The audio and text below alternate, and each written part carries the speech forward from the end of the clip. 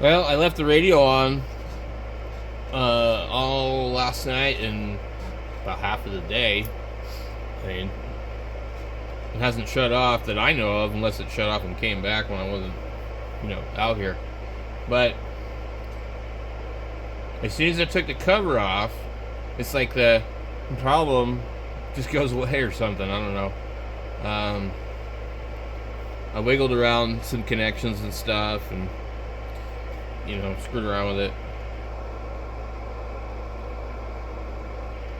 I'm not really sure what it would be.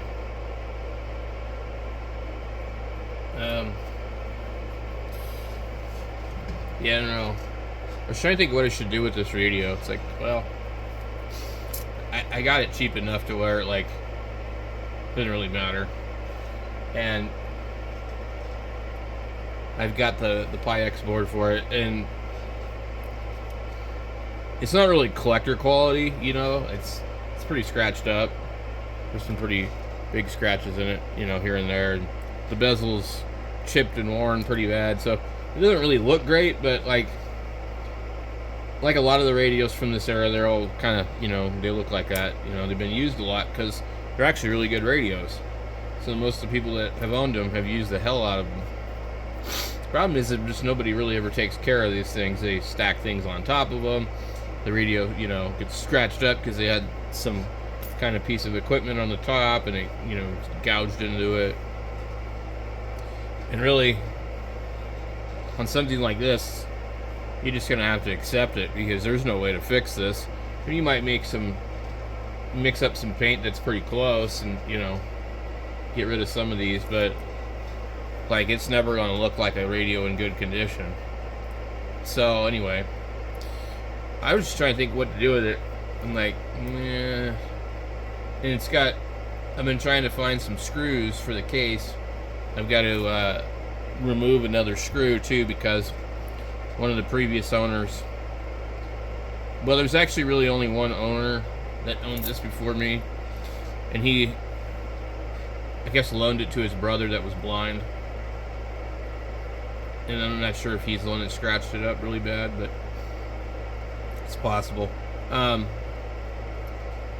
But I don't think they really took care of it, and they boogered up all the screws. So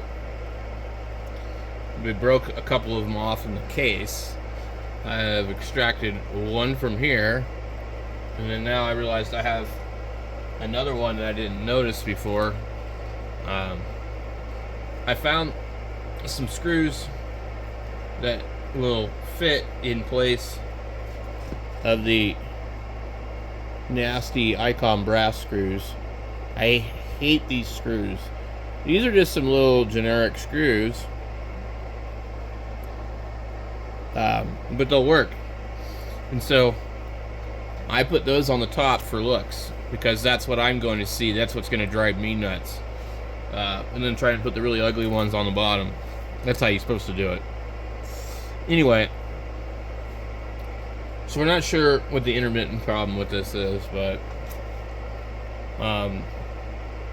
what I thought about doing was actually just go ahead and put it back together.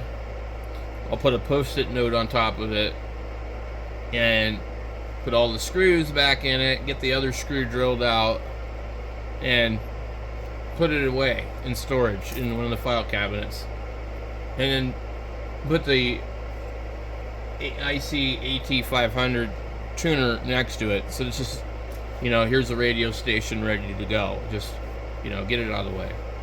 Because if I want to use it, I can always just pull it out. I don't need it on display, though.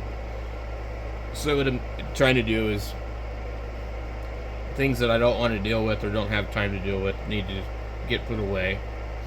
And I think this might be one of them. So these are great radios, but this isn't my preferred radio to operate. If it was a 765, I would probably be using it every day. Because 765 will have the extra digit, it would have the built-in power supply, it would have the tuner, but it will have the same excellent receiver. So Anyway, I think that's what I'm going to do with this. We got Linux running quite well.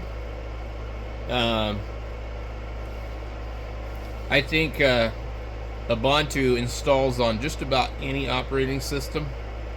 So I think Ubuntu is probably, you know, the best thing out there. And then I really like all the apps on it. But anyway, we're going to go ahead and hook up the antenna. And I've got a switch over here where I could switch back and forth between 2-meter antenna, a 5/8 wave, and the HF loop. And so maybe I can play around with the 2-meter capabilities of the SDR play. But anyway, back to the radio. So I think we're just gonna hook it up for a minute and see if we can hear anything, and then we're going to put it away. I got other stuff I want to do, and it's kind of an intermittent thing, and I don't have time for it. So we'll catch you guys in a little bit. By the way, I do have an update on some larger 26650 powered flashlights.